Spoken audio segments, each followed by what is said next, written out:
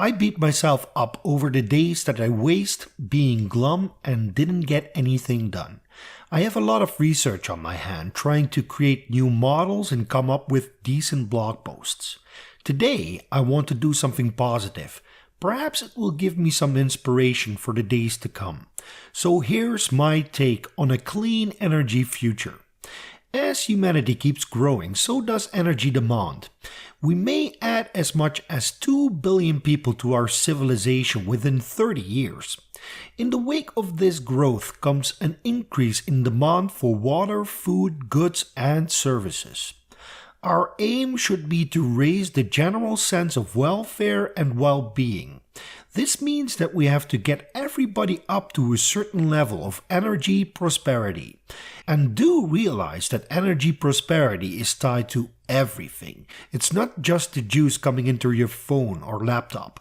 The problem we need to solve first is that we have to minimize the harm from the combustion economy. This means that there needs to be a technological push. Banking on just one technology is unwise. We need to find solutions in a spectrum. We are in need of carbon-free generation, more effective transportation, and carbon-free end use. Each technology has its own material footprint, and we should take into consideration how much materials we have. Now, the good part here is that it is all based on relatively old technology. So who knows, perhaps there can be a 10% gain in terms of efficiency for all technologies involved, which could be a win for mankind and the planet. However, we do have to show wisdom and decide to create an energy mix that doesn't stress out all resources. So this means putting less emphasis on solar and wind and increasing it on geothermal and nuclear and the such like. The cool thing about nuclear, which everybody glosses over, is that it is a mature technology when Generation 2 light water reactors are concerned. However, there's countless of ways we can do nuclear. For instance, the molten salt reactor can be a significant game changer in this regard, and there's already dozens of different designs, a handful of which are becoming mature enough so that a test reactor can be built pretty soon. In the meanwhile, on the generation end of the spectrum, we could continue building Generation 2 and Generation 3 reactors in order to keep the gap with fossil fuels from getting bigger. Additionally, the research and development in other technologies such as wind and solar need funding too. Fortunately, the funds are there, and renewable deployment rates are somewhere between 100 gigawatt and 150 gigawatts per year.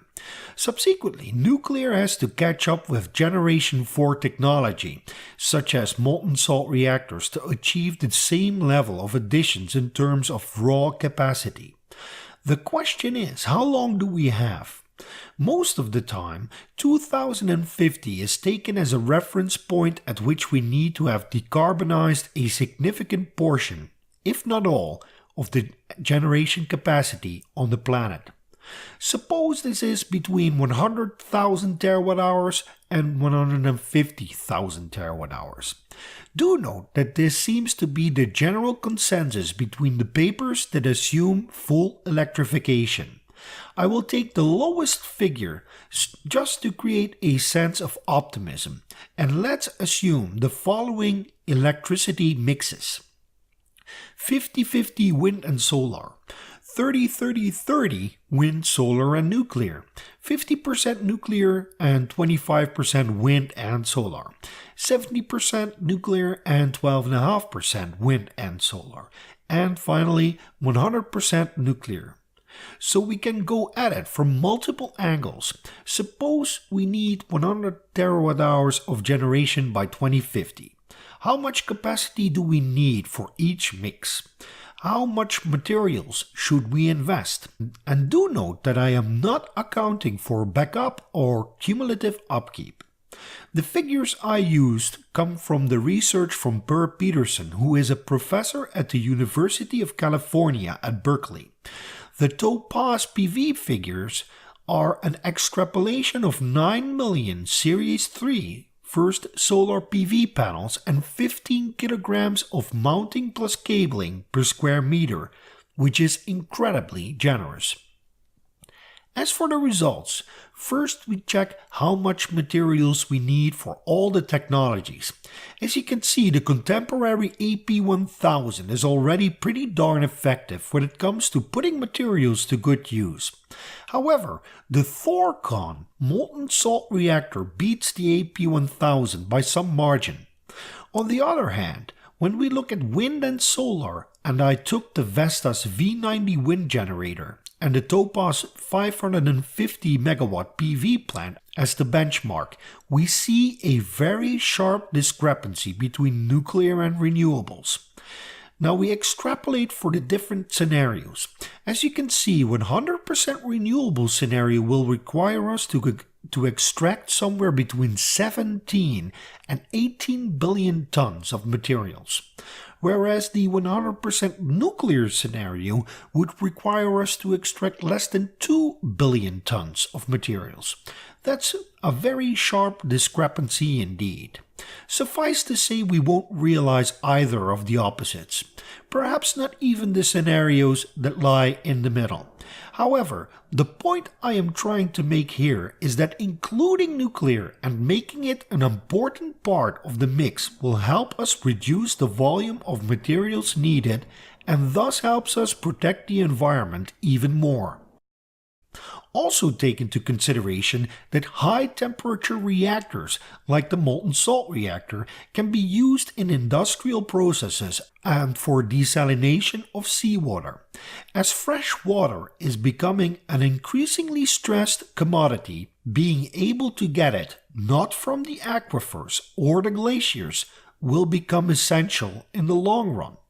So we end this portion of the video, which I deem most important, with my conclusion that incorporating nuclear, or better, making it the primary resource, will mean that there will be less stress on the environment, as we don't use up as much materials as we would need for renewables exclusively. It also comes with the potency of the technology, which is dealing heavy punches with regards to knocking out fossil fuels. 100 gigawatts of nuclear per year is enough to punch out 150 gigawatts of gas and coal, whereas you would need 200 gigawatts of renewables to do the same. Now these are rough ballpark figures, but I trust that you will get the point. Also note that we are up against the clock. The IPCC has created several models in which they try to extrapolate the warming we may expect. The RCP 2.6 model being one of the most optimistic, so we better get cracking fast. As for the end-use side of the equation, it starts with making sure buildings are better insulated, using electricity rather than gas for preparing food and heating and hot water, using electricity rather than fuel for transportation, although this might be more challenging than many people suppose, and so on and so forth. We are up against a giant problem. We are not going to solve it by excluding the most potent and most efficient energy source there is. So that's it for today's episode. Don't forget to like, subscribe, and leave a comment. Thank you for watching.